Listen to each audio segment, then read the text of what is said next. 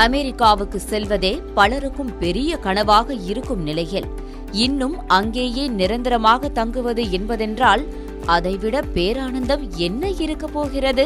அதற்காக அமெரிக்காவின் சில பகுதிகளே கவர்ச்சிகரமான நிதி உதவிகளை அறிவித்திருப்பது மக்களை ஆச்சரியத்திலும் ஆனந்தத்திலும் ஆழ்த்தியிருக்கிறது. வாங்க விரிவாக பார்க்கலாம் இந்த காணொளியில்.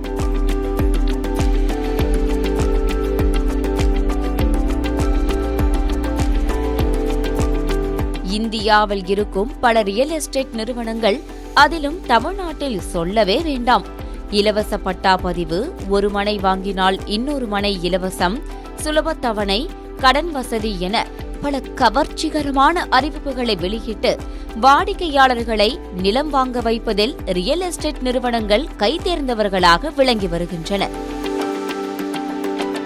இந்த சூழலில்தான் இதே போன்ற அறிவிப்பை அமெரிக்காவும் செயலில் காட்டியுள்ளது. அமெரிக்கா முழுவதும் பெருகி வரும் பல நகரங்களும் பிராந்தியங்களும் புதிய குடியிருப்பாளர்களை ஈர்ப்பதற்காக ரொக்க பணம், வரி சலுகை, இலவச நிலம் உள்ளிட்ட கவர்ச்சிகரமான திட்டங்களை வழங்கி வருகின்றன. தொலைதூர பணியாளர்கள் மற்றும் குடும்பங்களை இலக்காக கொண்டு இந்த திட்டங்கள் செயல்படுத்தப்பட்டு வருகின்றன. தங்கள் பகுதிகளின் மக்கள் தொகையை உயர்த்தவும், பொருளாதாரத்தை மேம்படுத்தவும், திறமையான பணியாளர்களின் தேவையை பூர்த்தி செய்யவும் இந்த அரிய திட்டத்தை அப்பகுதிகள் கையில் எடுத்திருப்பதாக கூறப்படுகிறது. அந்த வகையில் டெக்சார்கானா பகுதி $18,900 வரையிலான சலுகைகளை வழங்குகிறது.